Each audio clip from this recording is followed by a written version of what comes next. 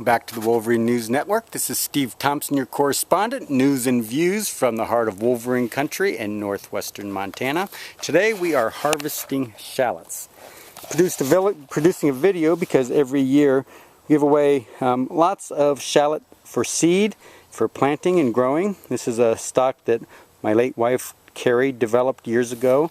And every year we high grade out the best of the bulbs and replant them and have another great harvest in the fall. So today we're going to show people how exactly we do this.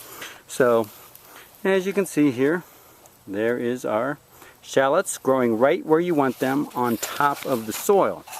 The stems have died back and we've allowed them to just sit there on top of the soil. Ideally, some cases they're a little buried, in which case the bulbs don't develop quite so nicely.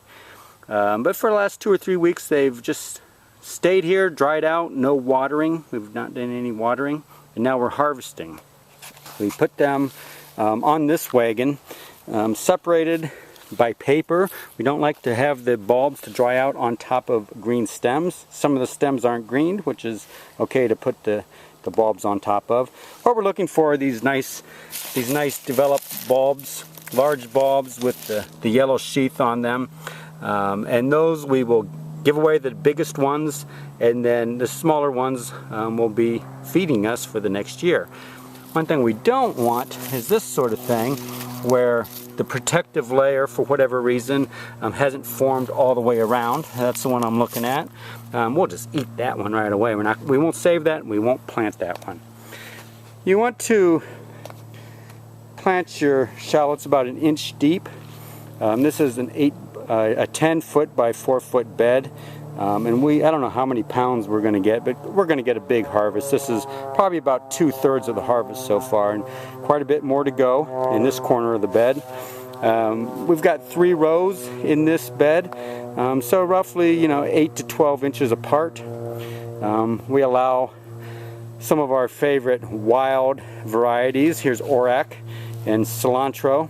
We just let them go wild in this garden, and so we didn't harvest this cilantro because it's producing nice seeds, and it will help keep the cilantro going for next year.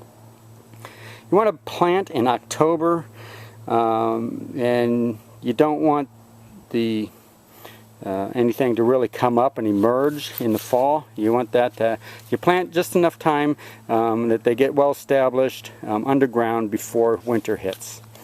The next spring they will just take off, and before long you've got one hell of a lot of shallots to enjoy, one of the finest food groups we have here in Montana.